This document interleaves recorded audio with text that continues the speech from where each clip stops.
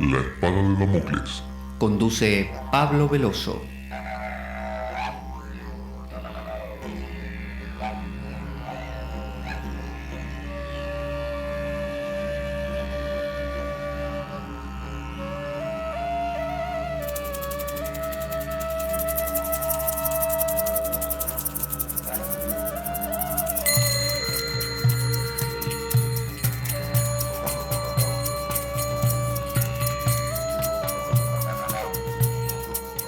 Tal como lo cortés no quita lo valiente, así lo hilarante no quita lo profundo.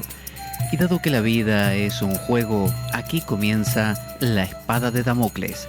La ficción más real que puedas concebir. La Espada de Damocles es un programa que por mera falta de objetividad cree ser diferente. Personajes mitológicos salidos de los más profundos avernos. Leyendas escabrosas y sin sentido. Curiosidades inquietantes e inútiles. Historias antiguas malversadas por nuestra incapacidad de entendimiento. Y cuentos carentes de profundo significado. También pretenderemos sin el menor éxito entender al ser humano en toda su dimensión.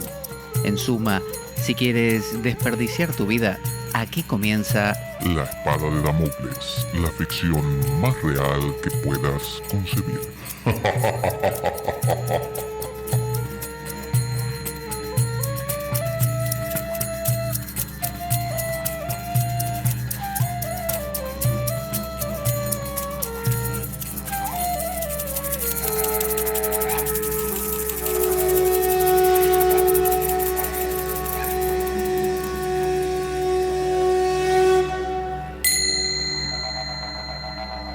La espada de Damocles. Conduce Pablo Veloso.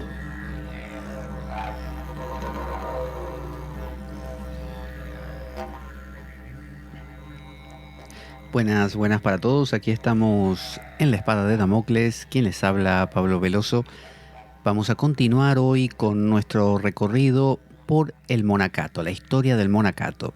Y para aquellos que se sumen ahora a esta saga y digan, bueno, ¿qué tiene que ver conmigo el monacato? ¿Qué me importa a mí la vida de los monjes? Bueno, sepamos que hace referencia a esa búsqueda humana de entender la existencia, de apartarse en la medida de lo posible del lío que representa la vida y de buscar un regreso al origen, una tranquilidad, una paz, llamémosle del alma o con el nombre que le quiera dar, pero es aquella tranquilidad interior. Para ello, los seres humanos nos hemos alejado de mil maneras, en forma de vacaciones, en forma de trabajos donde no estemos tan expuestos al contacto con la gente, hasta, no sé, irnos a vivir a lugares donde compartimos los mismos gustos o costumbres que otros, como pasa con los barrios que se llaman privados, que quizá comparten el mismo estatus económico, por ejemplo, o a veces gente que se va a vivir a comunidades. Sean comunidades religiosas, comunidades que tienen que ver con una rama de la cultura determinada, mil maneras de hacer esa especie de retiro y de tamizado, ¿no? Tamizar el lío, tamizar la variedad y centrarnos en lo específico, en aquello que nos representa mejor. Estamos en el momento de la Reforma Católica. Ya vimos la Reforma Protestante justamente y después de esa reforma viene lo que se llamó la Contrarreforma. Es decir, los católicos dijeron vamos a intentar recuperar el terreno perdido, ya que habíamos contado en la última ocasión cómo la Reforma Luterana provocó el cierre de muchos monasterios, ya sea a la fuerza o ya sea por la conversión de sus miembros poco a poco a la nueva fe luterana o protestante. Así que, dice, la Reforma Protestante significó una revisión y reafirmación del monacato en la Iglesia Católica. O sea, obligó a cuestionarse un montón de cosas. El Concilio de Trento solo se dedicó a intentar corregir los abusos disciplinares cometidos en los monasterios, pero no revaluó reevaluó la doctrina del monacato mismo. Frente a la idea propiamente monástica se puso de relieve un componente caritativo apostólico. O sea, se dijo, está bien todo lo que vinimos haciendo, pero hace falta más movimiento apostólico, más salir y predicar. En el siglo XVII se dará una reforma de la Orden del Cister, a manos de Armand Jean Le Bottelier de Rancé, la Orden de la Trapa, la famosa trapa. Yo había un dicho que se oía bastante, que era la trapa te atrapa, ¿no? Es decir, cuando vas alguna vez a una trapa, a un monasterio trapense, te tiende a gustar tanto que querés volver y te querés quedar. Yo iba a hacer retiros a un monasterio trapense, a la Trapa de la ciudad de Azul, una ciudad que estaba cerca de la ciudad de Mar del Plata, donde yo vivía en la Argentina. Yo tengo ahora 46 años y esto fue cuando creo que no tenía yo, bueno, tendría 17, 18 años, 16, por ahí. No me acuerdo exactamente. Dice, quienes quisieron volver a una vida de completo silencio, a una mayor mortificación, el trabajo manual y el abandono de la actividad intelectual, ¿no? Es decir, la Orden de la Trapa justamente buscó que obviamente los trapenses están muy vinculados a la Orden del Cister, ¿no? A la reforma que se hizo sobre la tradición benedictina. Era volver a esto, mayor mortificación, nada de placeres exagerados, nada de gustitos, nada de tomarse vacaciones, por ejemplo, como tienen los benedictinos, sino quedarse ahí e inclusive abandonar la actividad intelectual. En el caso de los monasterios femeninos, se uniformaron todas las órdenes religiosas de monjas. La clausura femenina fue declarada obligatoria por el Concilio de Trento, concilio que ocurrió entre 1545 y 1563. Se obligó además que los monasterios que se encontraban alejados de la ciudad fueran trasladados a los centros poblados para garantizarles una mayor protección. Como hijas de la Reforma Católica, monjas fundadoras y reformadoras destacaron en el siglo XVII, por ejemplo, Teresa de Jesús, la famosa Santa Teresa, reformadora de las Carmelitas en España. También Juana Francisca Fremiot de Chantal, fundadora de la Orden de la Visitación. Ahora vamos al tiempo de las revoluciones, que aparece la Revolución Francesa y todo eso. Entre los siglos XVIII y XIX se desarrollaron especialmente, a partir de la Revolución Francesa, usted sabe, en 1789, esta revolución que planteó la idea de igualdad, fraternidad, libertad, ¿no? Y un retorno a lo laico, ¿no? Proponía esta revolución, quitar a esos, como un poco como cuando la Revolución Rusa quitó a los zares del camino y quitó básicamente todo lo que era privilegio. Entonces en Francia serán expropiados todos los monasterios de quienes, según el gobierno, no ofrecen ningún servicio al Estado. O sea que si opinaban que esos monasterios estaban ahí simplemente vegetando como un hongo, bueno, los cerraban, los expropiaban, se quedaban con todo lo que era de ellos. Los monjes deben secularizarse o emigrar. O sea, se les ofrece ser un ciudadano común. Secular viene del siglo, século, secularum, o emigrar, irse a otro lado. O sea, te convertís en uno de los nuestros o te vas. Efectivamente, algunos prefirieron emigrar, lo que significó tragedia para el monacato católico en Francia y más tarde para los de las naciones invadidas por Napoleón. Será el reflorecimiento del mismo en países de cultura protestante. O sea, se fueron a países protestantes como Inglaterra y se establecieron ahí los primeros monasterios católicos, porque acuérdense que no había. En Inglaterra estaban los anglicanos, generados ahora sí por Enrique VIII, cuando no lo dejaron divorciar de su esposa y volverse a casar. Entonces cambió de fe, simplemente dijo, me invento una. Se hizo la fe anglicana, que es una versión protestante, entre protestante y católica, pero versión made in England. Luego de la reforma protestante, ocurre que empiezan a abrirse monasterios católicos. Significó además la apertura de los primeros monasterios católicos en Estados Unidos, donde tendrán un ulterior florecimiento. Ya sabemos todos estos como Thomas Merton, por ejemplo, en los Estados Unidos, John Main, todos los que generaron últimamente esta suerte de movimiento ecuménico. Thomas Merton le gustaba mucho investigar todo lo oriental, sobre todo lo del Zen. Thomas Merton tiene un libro sobre Chuang Tse también, muy interesante, y John Main, que se dedicaban a lo que es la meditación, ¿no? A tomar muchas de estas ideas por haberse impregnado con las misiones del Zen japonés, por ejemplo, y de las prácticas hindúes en otros casos, como le pasó también a Raymond Panikkar, aunque no vivía en los Estados Unidos, sino aquí en España e Italia, que fueron como fecundados con esa fecundación cruzada en algunos casos con el Oriente e hicieron que su cristianismo fuera un cristianismo con unos visos nuevos. Pero volviendo a estos años, que todavía faltaba bastante para que aparezca gente como Thomas Merton, tenemos, dice, a José II de Austria, que hizo lo mismo en el Imperio Austrohúngaro, suprimiendo la mayoría de los monasterios católicos en sus territorios. José II de Austria dijo: yo voy a hacer lo mismo que los franceses. Pocos fueron los que lograron sobrevivir a las supresiones causadas por la política josefinista, ¿no? Josefina, la esposa de Napoleón. El régimen comunista en Rusia confiscó la mayor parte de los monasterios, lo mismo, y sofocó la vida monástica al interno de una represión más general de la vida religiosa. Un poco también pasó aquí, en España, tenía un nombre esta desamortización, así se llamaba, desamortización, que fue en la época de la República, antes de que Franco tomara el poder. Se expropiaron las tierras de la iglesia y muchas quedaron en manos del Estado.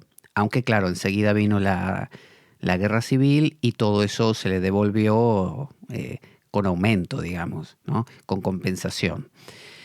El régimen comunista en Rusia, bueno, también confiscó. Lo mismo hizo con los monasterios de Polonia y Lituania. Rusia. En 1930 no existía en toda la Unión Soviética un solo monasterio cenobítico, uno solo, siendo que Rusia era proverbialmente cristiana, ¿no? De la Iglesia Ortodoxa, con toda esta historia del peregrino ruso, que era justamente ruso, el zar del que habíamos hablado, que había sido el que había recopilado los dichos de los padres del desierto, y los había presentado en lo que conocemos como la Filocalia. La migración de monjes a países vecinos hizo posible que el monacato ruso y el armenio no se extinguieran.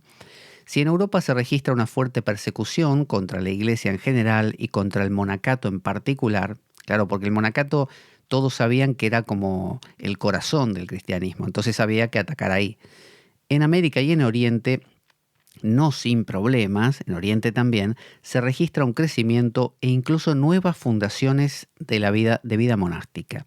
Ejemplo de ello en la obra de Charbel Magluf, en el siglo XIX, que da un impulso al monacato maronita católico de Palestina. Ahora, ¿qué pasa con el monacato cristiano en la actualidad? ¿Qué pasa con los monjes ahora, ¿no? Y con todo este movimiento nuevo que le llamamos el monacato urbano, ¿no? Porque si usted o yo simpatizamos un poco con esta idea del monacato, no tanto para ir a meternos en un monasterio cartujo, pero sí para absorber algunas costumbres. Bueno, ¿cómo? Dice, el cristianismo en la actualidad está conformado por un numeroso grupo de iglesias o denominaciones, de tradiciones distintas y divididas a través de la historia, pero que normalmente se concentran en dos grandes tradiciones. Una oriental, que es la iglesia ortodoxa, etíope, copta, armenia, y otra occidental, la iglesia católica, anglicana y la luterana. En el occidente, el Vaticano II significó para la iglesia católica la renovación de un fervor religioso y del deseo de retornar a las fuentes del monacato primitivo que ha favorecido el surgir de nuevas experiencias de vida monástica. Acuérdense, el Concilio Vaticano II fue como una relajación de las propuestas anteriores de la Iglesia. Se acercaba más a la gente, fue el que permitió, entre otras cosas, que la misa se dijera en los lenguajes vernáculos. Es decir, quiso recuperar el terreno que la Reforma Protestante le estaba quitando. Giuseppe Dossetti fundó la pequeña familia de la Anunciación, donde surgirán otras fundaciones de carisma monástico, cuyo centro fundamental es la Eucaristía y la obediencia según el modelo de la Virgen María. La característica principal de las comunidades de Dossetti es la recuperación de la laicidad del monacato. Fíjese, laicidad, ¿no? Ser laico, es decir, no estar ordenado de repente sacerdotalmente, por ejemplo, con la presencia de célibes y casados, constituidas de pocas personas que viven una vida simple, fundamentado en la lectura de la Biblia y en la oración. O sea, le quita ese peso de ser monje con hábito, con reglamentaciones estrictas y también la ordenación sacerdotal, y lo circunscribe a ser una persona común, un laico, aquel que va a la parroquia en la esquina, que simplemente decide vivir una vida, en este caso comunitaria, cenobítica, con una propuesta particular. Fíjese cómo se produce una adaptación a los tiempos que corren. Más recientemente, y a pesar de la llamada crisis vocacional por la que atraviesan las comunidades religiosas, monacales y no monacales, siguen naciendo en el seno de la Iglesia Católica formas de vida monástica, que reclaman los orígenes de las primeras formas de vida ascética. Se restituyó, por ejemplo, la Orden de las Vírgenes. ¿Se acuerda de las vírgenes, que eran aquellas que estaban consagradas a... estaban los continentes, que eran los hombres, y las vírgenes eran las mujeres. Mujeres que estaban en su casa y llevaban una vida, digamos, monástica, pero en casa todavía. Y se reorganizaron los eremitas o solitarios. O sea, también volvió esto de ser o bien un continente, un hombre que en familia lleva vida monástica, o organizaciones de, así como quien organiza una comunidad, no sé, hippie, bueno, se organiza una comunidad de eremitas o solitarios. Y de la vida contemplativa en comunidad. Un ejemplo es el monasterio de Batuecas, al que yo visito de vez en cuando, aquí en Salamanca, que su rutina es una rutina contemplativa. Es decir, uno va a hacer un retiro ahí y, lejos de que le estén dando charlas de una u otra cosa, consiste en sumarse al rezo de laudes, al rezo de vísperas, y luego de ese rezo, que dura unos 15 minutos, 1 hora de meditación en silencio. O sea, 1 hora de contemplación. Entonces, se regresa a estas fuentes, pero se regresa desde otro lado, no desde algo privativo de los monjes ordenados y con votos, sino algo a lo que ahora puede acceder fulano de tal, que trabaja, no sé, de comercial en una empresa. También dice cómo en comunidades mixtas, hombres y mujeres, como la Fraternidad Monástica de Jerusalén, fundada por Pierre-Marie de Delphi. Ya se ha dicho que el monacato había sido abolido en tiempos de la Reforma inglesa, aunque sí existieron algunas personas representativas del anglicanismo, que el anglicanismo es la religión, o sea, la versión del cristianismo made in England, que admiraban la vida monástica o intentaron vivir según un modelo parecido, tales como el de William Law. No fue sino hasta el movimiento de Oxford en el siglo XIX que se dio una reapertura de formas de vida monástica en la Iglesia de Inglaterra. En las iglesias protestantes se presentó un renacimiento del monacato en el siglo XIX, primero en Alemania, en el seno de la Iglesia luterana. Recordemos que dentro de la Iglesia alemana hubo grandes místicos como no me puedo acordar el nombre, pero bueno, me acuerdo de otro. Jacob Böhm, grandísimo. Angelus Silesius era otro, o Angelus Silesius. grandes místicos que obviamente estaban conectados mucho más que con la caridad al prójimo, con la vida contemplativa y mística. Así que la línea luterana no estaba exenta de esta profundidad contemplativa, solo que en su quehacer cotidiano no daban un lugar especial, sistematizado a esto del silencio contemplativo. Pero ya vemos que poco a poco el ser humano lo necesita tanto un polo como el otro. Entonces, en el seno de la Iglesia luterana en Alemania, bajo la forma de las diaconías, diaconía es un diácono, es una figura que proviene de los Hechos de los Apóstoles, donde es una persona que ayudaba cuando los apóstoles iban de un lugar al otro y ya habían, digamos, organizado una iglesia en cierto lugar. Los diáconos eran aquellos que se quedaban asistiendo a la gente, fijándose de que todo vaya bien, acompañando a los enfermos, y tenían, y hasta el día de hoy, menos la capacidad de consagrar, es decir, no pueden consagrar la hostia, no pueden convertirla, digamos, en el cuerpo de Cristo, pero sí pueden distribuirla, es decir, darla. Pueden dar sermones, pueden, me parece que hasta inclusive celebrar bodas. ¿A dónde vamos? Cuando muchas de estas diaconías formadas por hombres y mujeres que llevaban vida en común, pero fue en la primera mitad del siglo XX cuando muchas de estas diaconías adoptaron una vida monástica propiamente dicha, caracterizada por la vida contemplativa. Y estamos hablando de la Iglesia Luterana de Alemania. Esta experiencia se extendió a otras iglesias o denominaciones protestantes presentes en Inglaterra, Suiza, Francia y los países escandinavos. Algunas comunidades monásticas en el seno de la Iglesia Luterana son la Comunidad Evangélica de las Hermanas de María, fundada por Clara Schlink en Darmstadt, en Alemania, en 1947, ¿no? Estamos hablando de 1947, plena Segunda Guerra Mundial, plena dictadura de Hitler. La Fraternidad de Cristo en Selbitz, Baviera, fundada en 1949 por el pastor luterano Walter Hammer. Y la Comunidad de los Hermanos de TC, muy muy famosa, fundada por el pastor calvinista Robert Schutz y de carácter ecuménico. Esta comunidad es muy famosa, digo, porque es ecuménica. Es decir, es contemplativa, hay gente que reside ahí y hay por igual católicos, protestantes de distintas denominaciones que confluyen y comparten cosas en común. O sea, ahí se da cuenta como una especie de regreso a lo que nos nutre a todos, que es lo contemplativo.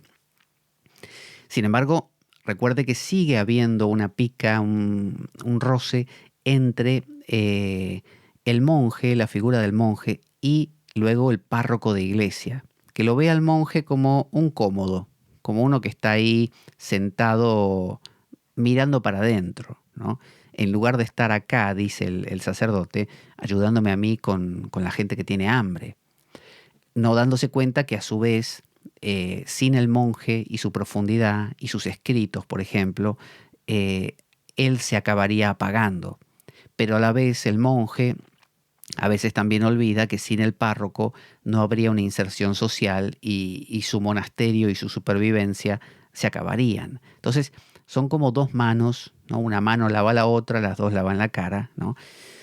La renovación de la vida monástica puesta en movimiento en el Concilio Vaticano II, en la Iglesia Católica, y el surgir de las comunidades monásticas en el seno de las iglesias de la Reforma protestante ha traído consigo un retorno al origen fundamentalmente cristiano del monacato occidental y han abierto nuevas experiencias ecuménicas y de diálogo, ¿ve?, entre las diversas comunidades o denominaciones cristianas. ¿Qué pasa con las de Oriente en este mismo periodo moderno? El monacato de las iglesias de Oriente comparte el carácter autónomo de sus respectivas iglesias, ¿no? Ellos son independientes uno del otro. Así como exige una iglesia ortodoxa rusa, existe igualmente un monacato ruso. Y así igual para todas ellas. Que ni le cuento, el monacato ruso, hay una película que es Ostrov, que significa la isla, que habla de unos monjes en Rusia con un frío que ni le cuento, el frío que hace, la nieve. Y son especiales porque tienen, con su idiosincrasia especial del pueblo ruso duro, curtido, tienen una figura muy, muy especial que es la figura del loco, ¿no? De los locos de Dios se llama, que es como una especie de permiso que se le da a ciertos monjes o a ciertos fieles dentro de la iglesia ortodoxa rusa, que sean llamados así por el Espíritu Santo. De repente un día el tipo se levanta y siente que es su rol y empiezan a comportarse como locos. Pero como locos de, no sé, en la película, por ejemplo, al obispo de él es un monje, al obispo le quema los zapatos nuevos. Que le quemen los zapatos es como si equivalente aquí que, no sé, yo vaya al obispo que se compró una Ferrari y se la prenda a fuego, más o menos. Entonces, ese tipo de cosas, o de repente en el medio de la misa, en la consagración, el tipo se pone, no sé, a tirar las hostias al suelo o a escupir a la gente, ese tipo de cosas que usted dice, este está poseído por el diablo. No, es un elemento desestructurante que te hace acordar que no todo es tan serio como te lo estás creyendo, ¿no? Que te relajes un poco, que no te aferres tanto. Entonces es una figura permitida, quizá derivada de la figura del bufón en las cortes de los reyes europeos, que era el único que le podía poner en evidencia al rey sus propias estupideces sin que le corten la cabeza. Y al rey, a su vez, al saber todos que ese era un loco, no necesitaba defenderse. Si se lo hubiera dicho lo mismo a un príncipe cualquiera, el rey hubiera pensado que ese príncipe le quería serruchar el suelo, ¿no es cierto?, el piso. Entonces dice, pero en general comparten el mismo tipo de monacato bizantino, ¿no? De la iglesia bizantina, que es la ortodoxa. Aunque sin el cristianismo ortodoxo no existen las órdenes religiosas monásticas como en Occidente. O sea, no existen muchas, sino que existe una. Este tipo de monacato no difiere en nada de lo dicho para los tiempos anteriores y ha extendido su estilo a todas las iglesias de la comunidad ortodoxa. Una cosa que no se puede obviar es el hecho de que el monasterio entre los fieles de las iglesias ortodoxas ocupa un lugar privilegiado. O sea, para la mentalidad ortodoxa, el monje es importante y es respetado. Es una figura respetada, no como aquí en Occidente, que quizá por el afán neocapitalista, consumista, nos parece que el monje es, como se suele decir, un larva, ¿no? Un zángano que está ahí y no hace nada. Las excepciones son las iglesias orientales separadas de la ortodoxia mucho antes del cisma de Oriente, provenientes principalmente de antiguas doctrinas arrianas, monosofistas o motelitas, ¿no? El monacato etíope se encuentra dividido en dos grandes ramas, una al norte y otra al sur del país. Ambas cuentan con numerosos monasterios, cada uno de ellos independiente, pero el abad Debra Líbanos es considerado como el representante de todos ante el gobierno de Etiopía. Ya hablamos de la iglesia etíope, de los 9 santos, ¿se acuerda? Que llegaron de Siria para evangelizar. Vamos a avanzar un poco. Dice normalmente, según la tradición etíope, sus monasterios se encuentran en el vértice de una montaña inaccesible. Y para llegar a ellos hay que escalar por medio de una cuerda que lanzan los monjes desde arriba. O sea que si querés llegar al monasterio de ellos, te cuesta, no es fácil, tenés que ganártelo, ¿no? Nada que ver con aquí que uno va en coche, toca la puerta y le abren. No, ahí te lanzan la cuerda, la montaña es escarpada y tenés que trepar. O sea que mucho peso no podés llevar, y si sos medio viejo, olvídate.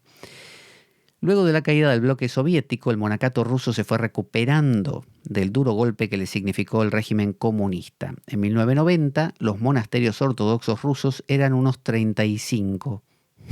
Mire qué poco, 17 de monjes y el resto de monjas. Ahora viene el monacato ecuménico, por ejemplo el de TC que hablamos, e interreligioso.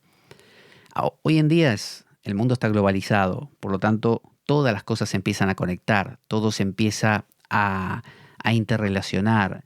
Ya no hay tanta división de ellos los protestantes, nosotros los católicos, los otros los ortodoxos. Ahora, así como los viajes rápidos del AVE y del avión conectan todo muy, muy aceleradamente, de la misma manera las ideas ahora se entrelazan mucho más. La comunidad de Bosé en la provincia de Biella, fundada en 1965 por el católico Enzo Bianchi, o Bianchi, se trata de una comunidad mixta, internacional e interconfesional. Será una de las primeras experiencias ecuménicas, donde monjes de diversas comuniones cristianas se unen para vivir en comunidad. Entre sus reglas de vida se encuentran el celibato, la vida en común, la stabilitas, o sea, la estabilidad, no moverse, decir voy a venir aquí y no voy a andar saltando de monasterio en monasterio. La oración común, la lectio divina, que es la lectura de la palabra, la lectura de la Biblia, interpretada a la luz de la tradición de la Iglesia. O sea, con esto quiere decir que voy yo y me pongo a leer la Biblia y a hacer una lectio divina y no va a valer para ese lugar. Porque si yo le hago una interpretación, no sé, medio psicológica o mítica, no. Tiene que ser más o menos lo que la Iglesia, sea luterana o católica, interpretan. Atribuyen gran importancia al trabajo manual e intelectual, ¿no? Un poco como San Benito, con el objetivo de preservar la propia autonomía, que era también lo que quería San Benito. San Benito quería no monjes dependientes de los reyes, quería monjes que pudieran cultivar la tierra y así poder autoabastecerse y no necesitar de que agraciar o congraciarse con ningún rey o marqués o lo que fuera, porque después eso traía consecuencias. Entonces les decía, recen, ora, pero también trabajen, elabora. La comunidad de TC, en Borgoña, en Francia, lleva más allá los esfuerzos vividos en Bosé, Italia, y los monjes de TC son católicos, anglicanos y miembros de diversas denominaciones protestantes. Van más allá todavía. Si en Bosé y TC, ¿no?, se preocuparon por el diálogo ecuménico, Thomas Merton, de quien les hablaba hace un rato, un monje cisterciense, acuérdense que cisterciense es la reforma de la orden benedictina, ¿no?, el endurecimiento de la orden benedictina. Estadounidense, ha dado inicio a mitad del siglo XX a un monacato abierto al diálogo interreligioso. O sea, acá dio un paso más Thomas Merton. Ya dijo, nos hemos abierto a lo ecuménico, a hablar entre las distintas denominaciones cristianas, anglicana, luterana, católica, y a vivir en comunidad todos, como en TC y en Bosé, pero dice Thomas Merton, nos falta un poco más. Podríamos abrirnos ahora a lo interreligioso, ¿no? A conectar lo que hay en China, la visión hindú, la visión, no sé, supongo, hasta de los indios americanos, pieles rojas, ¿no?, con su cultura. Es decir, todo puede nutrirnos. Entonces, ha dado inicio Thomas Merton a mitad del siglo XX a un monacato abierto al diálogo interreligioso. Los abades benedictinos de todo el mundo promovieron en 1968 la primera conferencia intermonástica asiática en Bangkok, donde participaban monjes de diversas religiones, especialmente cristianos y budistas. Estas conferencias se han continuado haciendo por medio de la Aid Intermonasteris, ¿no?, que parece ser una organización. Aquí termina nuestro texto. Hemos recorrido las distintas formas de vida monástica desde el principio de los tiempos hasta el día de hoy. Y bueno, hay un monacato más del que quisiera hablar, que es el monacato urbano. Voy a hacer un paréntesis primero para contar que nuestro programa carece de sustento económico externo, la espada de Damocles. Por lo tanto, si quiere colaborar con él, puede hacerlo escribiéndome a pablojorgeveloso@gmail.com, y según viva dentro de España o fuera de ella, le pasaré el enlace de la cuenta de PayPal, o bien de la cuenta de banco, de manera que pueda colaborar con el programa. Espere que voy a poner una cosa aquí que es... vale, ahí, que si no me confundo. Ahí va. Entonces, les decía, puede colaborar con el programa sobre todo para lo que es la compra de bibliografía, que resulta ser bastante cara. No importa si su colaboración es mínima, si es mediana, si es grande, está bien en todos los casos, porque siempre ayuda con ese mismo propósito. Y así nuestros contenidos resultan mucho más sustanciales y mejores. Y desde ya, muchas gracias por ello. Vamos a hablar en este artículo llamado El eremita urbano, la vida monástica en la ciudad, acerca de esta vertiente que sería como el último paso dentro de el monasticismo en la vida cotidiana. Dice, el monasticismo urbano, ¿cómo funciona? ¿Qué es un eremita urbano? ¿Cómo y por qué razón vivir un solitario estilo de vida monástico en medio de la ciudad? ¿Quiénes son estas personas que viven así? Bueno, dice, a lo largo de los siglos se han dado novedosas formas y expresiones de vida monástica, tanto en la tradición cristiana de Oriente como en la de Occidente, y las mismas continúan desarrollándose en la actualidad, en el nuevo paisaje del mundo moderno, en donde la vida del eremita, la del monje en soledad, no se limita al entorno rural como pasaba antes, sino que halla su lugar en la ciudad. Hoy en día la ciudad se ha comido al campo. Esa frase ocurre en todos los países. Así que ya el monje que se va a vivir allá en una comunidad no es práctico. Hoy en día todo está enlazado. Hay internet hasta en medio de la montaña. De hecho, en el monasterio de Batuecas, que tanto cito, a partir de unos meses hacia acá, han puesto internet, así que uno ya no está desconectado en ese monasterio del mundo virtual. Ahora sigue conectado y mucha gente que va a hacer su retiro puede mandar mensajes de WhatsApp, por ejemplo. Entonces, los monjes y monjas de los siglos XX y XXI serán eremitas y cenobitas. Acuérdese, eremita es el que se va a vivir a un desierto, o anacoreta, el que se va a vivir solitario también, aunque no a un desierto. Cenobita es el que vive koinos bios, que vive en una vida comunitaria. Pero vivirán en comunidades y en soledad en el campo y en la ciudad. La vida monástica solo tiene una regla: el Evangelio del Señor Jesucristo. El objetivo y propósito de la vida monástica es la unión con Dios, la unificación de la persona, la salvación humana, la iluminación y la sabiduría. En una palabra, la felicidad. Por lo tanto, la vida monástica en todo tiempo y en todo lugar es un esfuerzo comprometido y consagrado por vivir fielmente los preceptos de Cristo. Es decir, la vida monástica es un intento, como hemos hablado, de vivir en consonancia con lo que llamamos el espíritu. Sea uno Hare Krishna, o sea uno islámico, o sea uno de la religión que sea. El hecho de ser monástico implica simplemente un compromiso.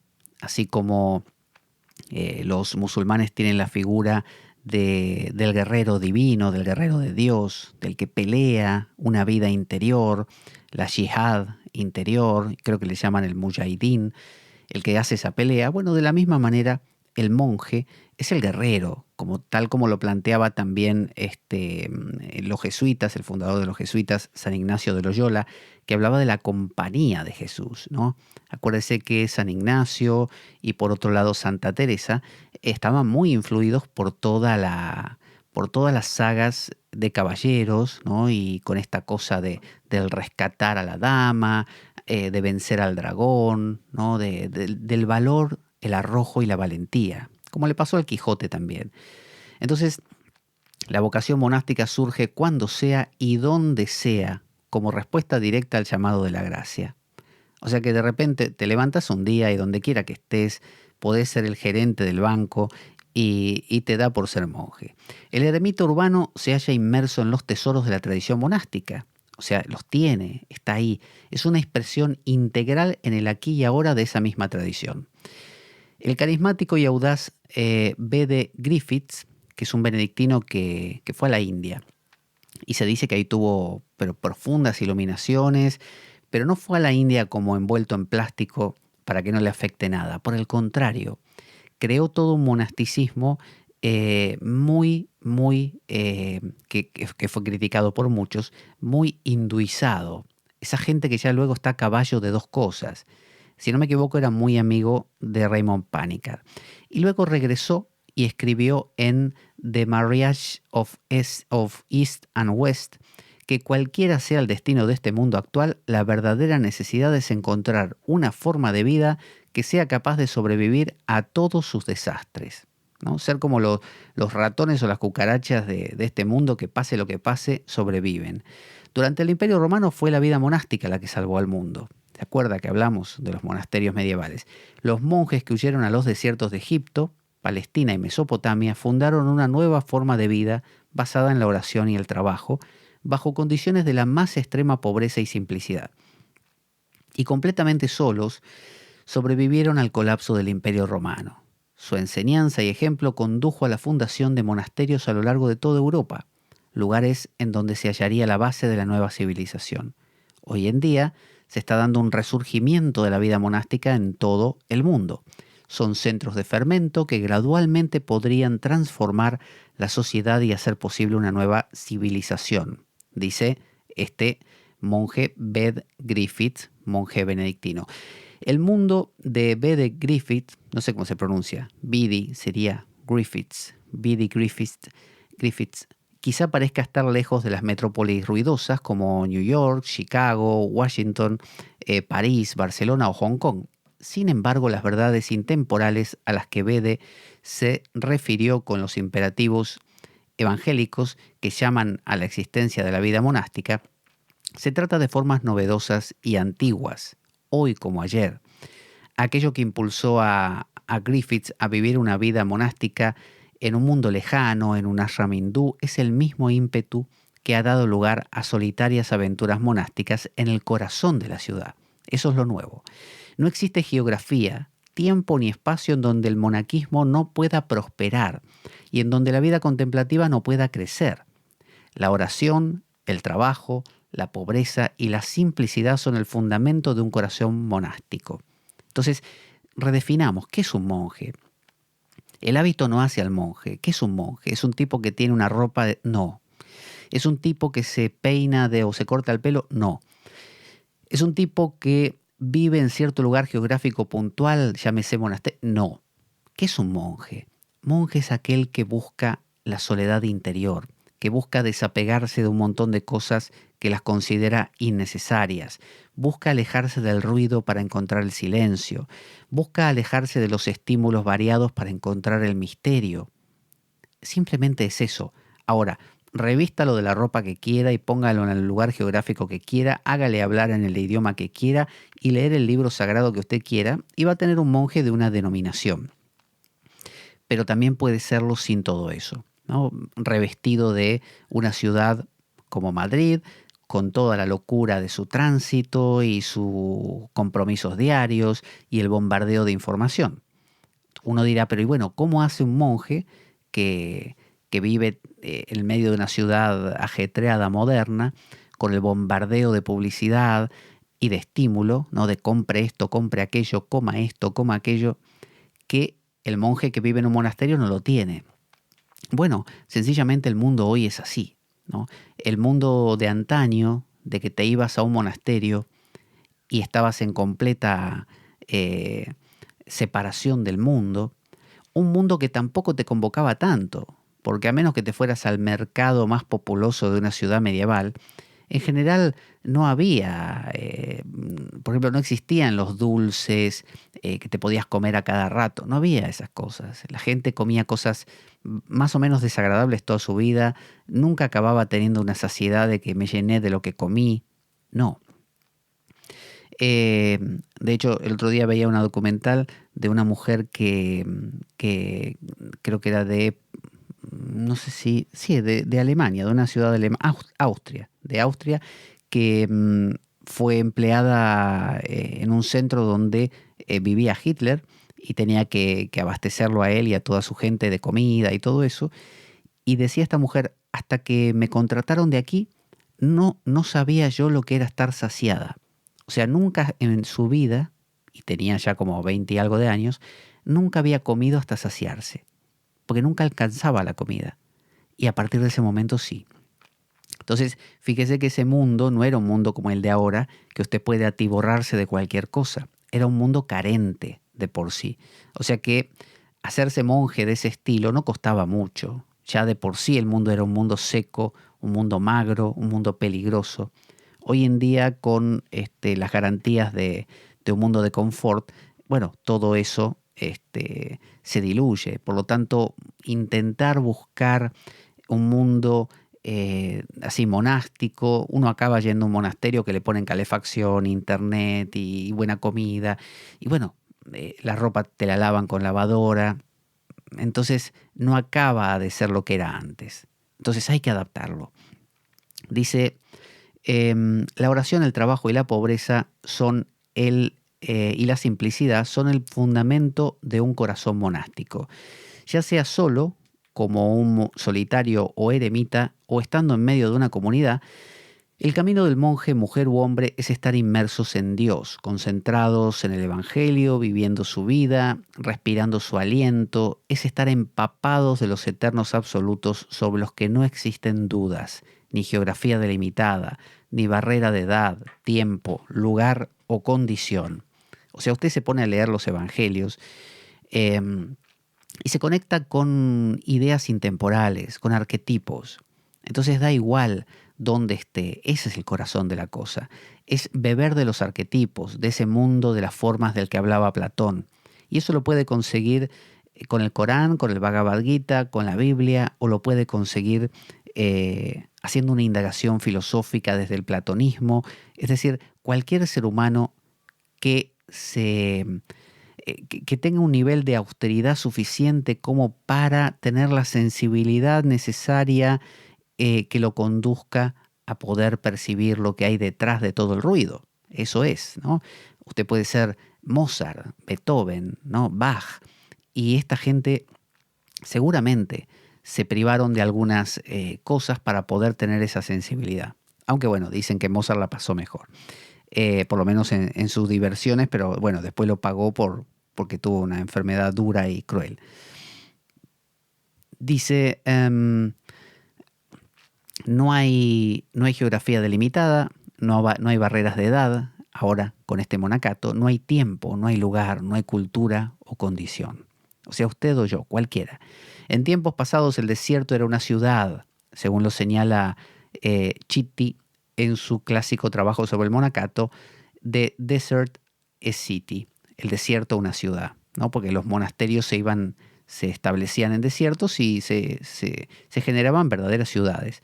Hoy quizá podamos decirlo de otra manera, la ciudad es un desierto. Pero, ¿qué implica este desierto tan fundamental a la vida del monje?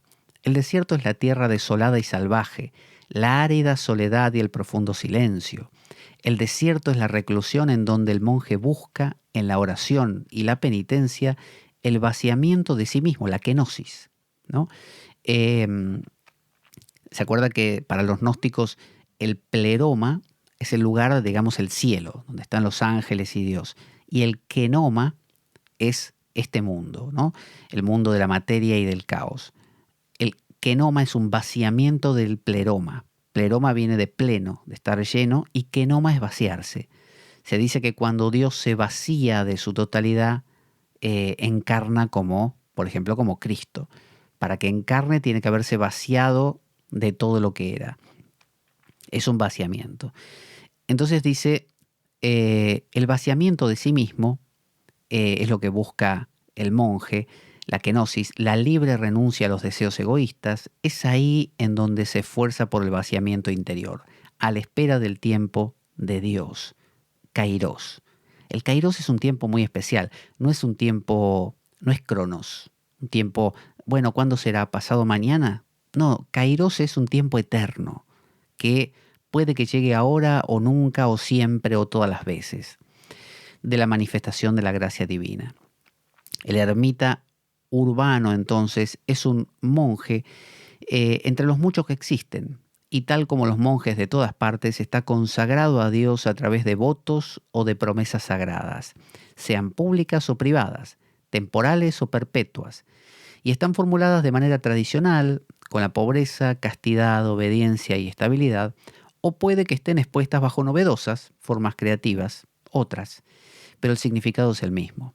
El monje es uno, consagrado, ofrecido, entregado al completo servicio a Dios, inalterable en su amor, lleno de una extensiva caridad que define su corazón como un amante del Señor y compasivo con sus criaturas. Vamos a ver hasta aquí hoy y continuaremos con esto del monacato urbano en la siguiente ocasión, que sería como el último peldaño dentro de lo que venimos contando de la historia del monacato. Luego ya nos adentraremos en la regla de San Benito, que es lo que nos queda por revisar, que sería como la fuente de la que han bebido y siguen bebiendo todos aquellos que les interesa una aproximación monástica de cualquier tipo, ¿no? Ya desde las organizadas monacales antiguas o los monjes urbanos también. Te recuerdo que está en Amazon mi libro de Sadhana al Camino Interior disponible, como siempre. También están los cursos que doy regularmente, que son de tarot, astrología, oráculo de Lenormand. También las sesiones de reordenamiento vital, que son para resolver cuestiones ya personales que quien consulta tiene, mediante no mediante una aportación de soluciones de mi parte, sino mediante preguntas de mi parte que ayudan a ir clarificando lo que quien consulta tiene ahí como estancado. Todo esto pueden hacerlo escribiéndome a pablojorgeveloso@gmail.com y son sesiones que hacemos a través de Skype de manera particular, individual. Vamos a poner nuestra cortina de despedida y ya nos encontramos en la siguiente ocasión. Esto es La Espada de Damocles. Yo soy Pablo Veloso. Buena vida para todos. Buena semana y... Avanti Damocleanos.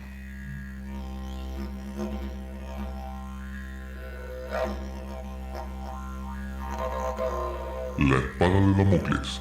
Conduce Pablo Veloso.